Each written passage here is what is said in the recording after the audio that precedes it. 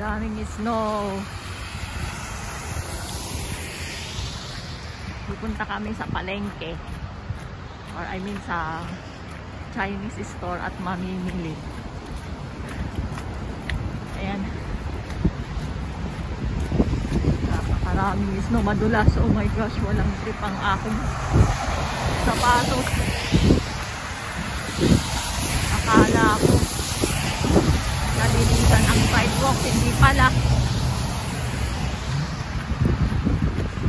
Ayan. Ngayon yung mister ko nauuna na. Kasi ang bagal kong maglakad. Bago kami pupunta sa sa Chinese store, pupunta muna kami sa sa doktor. Magpapa-check up ako. And then after that, tuloy na kami sa Asian store, sa Chinese store. Ayan. Yung mga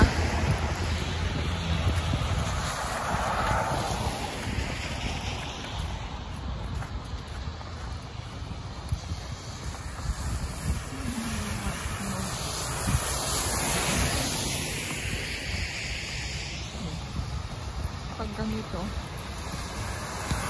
natatalsikan yung snow.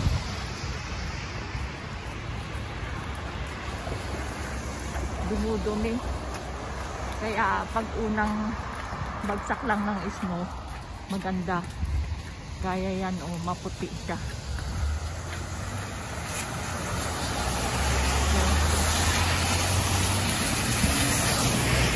Yung Asian store, 5 minutes walk sa aming apartment.